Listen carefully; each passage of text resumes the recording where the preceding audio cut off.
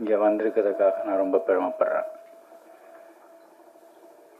ரசிகன்னா அவன் வந்து ஒரு சிறந்த நடிகன் அப்படிங்கிறது நேஷ்னல் அவார்டெலாம் வாங்கியாச்சு, நிறைய ப்ரூவ் பண்ணிட்டான். இயக்கத்துலேயும் நிறைய ப்ரூவ் பண்ணிட்டான். இன்னும் 2 விஷயங்களுக்கும் அவனுக்கு நான் ரசிகன். அவனோட கடுமையான உழைப்பு. ஒரு நாளைக்கு ஒரு அரை மணி நேரத்தை கூட வேஸ்ட் பண்ண மாட்டான். ஒரு 1 ஹவர் ஆகும்டா நீ போய் கேரவனில் வெயிட் பண்ணுன்னு சொன்னோம்னா அது 1 ஹவருக்குள்ளே அங்கே ஒரு புக்கு இருக்கும்.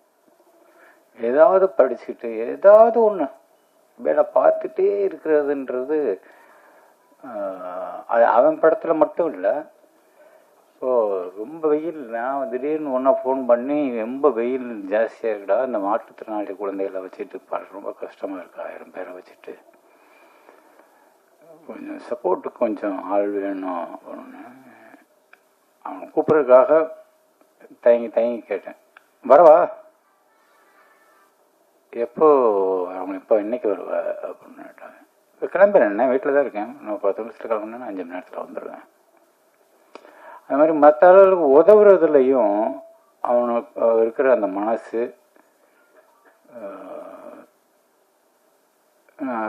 ரொம்ப அதிகமாக பார்த்ததில்லை. குறிப்பாக சினிமாவில்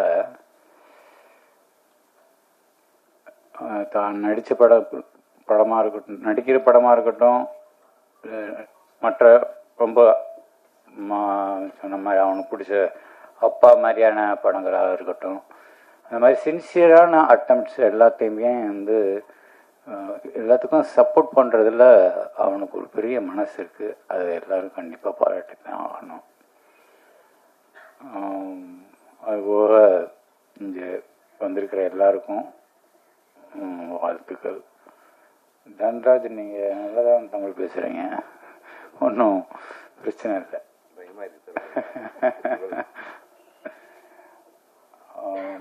தயாரிப்பாளருக்கு பிருத்திவிக்கும் என்னுடைய மனமார்ந்த வாழ்த்துக்கள்.